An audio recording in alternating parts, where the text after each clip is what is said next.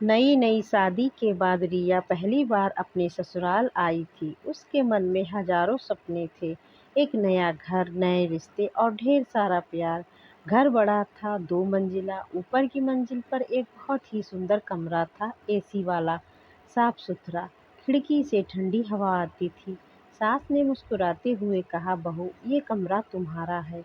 रिया की आंखों में खुशी झलक उठी। धन्यवाद मम्मी जी।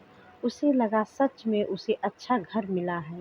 शुरुआत में सब अच्छा था। पहले 2-3 दिन सब ठीक चला। रिया सबके लिए चाय बनाती, खाना बनाती, सबका ख्याल रखती। लेकिन घर में एक और लड़की थी, रोहित की बहन पायल। पायल को रिया शुरू से पसंद नहीं थी। वो हर बात में कमी निकालती। चाय में चीनी ज़्यादा है, तुम्हें कुछ आता भी है? भाई ने पता नहीं कैसी लड़की से शादी कर ली। रिया चुप रहती, क्योंकि उसे सिखाया गया था नए घर में सब सहकर रहना पड़ता है। असली परेशानी शुरू होती है। एक दिन दोपहर का समय था। रिया अपने कमरे में कपड़े जमा रही थी। तभी अचानक दरवाज़ा खुला। पायल अंदर आई। रिया, एक बात कहनी है। रिया मुस्कुराई। जी दीदी, कहिए। तभी पायल सीधे बोली, ये कमरा मुझे चाहिए। तुम नीचे वाले कमरे में शिफ्ट हो जाओ।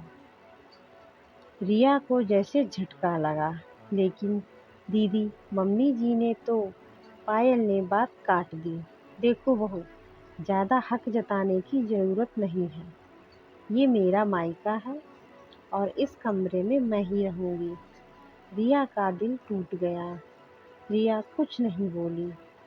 उसने बस धीरे धीरे अपना सामान पैक करना शुरू कर दिया। उसकी आंखों में आंसू थे, लेकिन उसने किसी को दिखने नहीं दिया। सास ने सब देखा।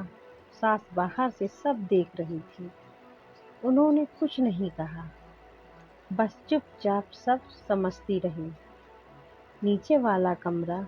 रिया नीचे वाले कमरे में गई। वो छोटा था, गर्मी थी, पंखा भी ठीक से नहीं चल रहा था। लेकिन रिया ने खुद से कहा, कोई बात नहीं, घर तो प्यार से चलता है। लेकिन अंदर ही अंदर वो टूट रही थी। शाम को जब रोहित घर आया तो उसने देखा कि रिया नीचे वाले कमरे में है। रिया, तुम यहाँ क्यों? रिया मुस्कुराई और बोली, कुछ नहीं, बस ऐसे ही। रोहित को कुछ अजीब लगा, लेकिन उसने ज़्यादा ध्यान नहीं दिया। रात का खाना। रात को सब साथ बैठे थे। पायल बहुत खुश थी, जैसे उसने कोई बड़ी जीत हासिल कर ली हो। रिया चुपचाप खाना परोस रही थी। अचानक सास ने सबको रोका। सब लोग 1 मिनट। पूरा घर चुप हो गया। सास खड़ी हुई और बोली, आज मैं एक जरूरी बात करना चाहती हूँ। सभी लोग सास की तरफ देखने लगे। सच्चाई सामने। सास ने पायल की तरफ देखा। पायल, तुमने रिया से कमरा खाली करवाया है। पायल घबरा गई। मम्मी, वो, मैं तो बस। सास ने सख्त आवाज़ में कहा, बस क्या? ये घर मेरा है और यहाँ किसे क्या मिलेगा, ये मैं तय करूँगी। पूरा घर सन्न रह गया। सास ने आगे कहा, रिया इस घर में नई है।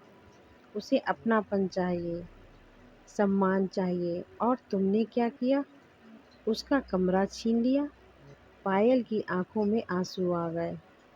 रिया की तरफ देखा। रिया, तुमने कुछ क्यों नहीं कहा?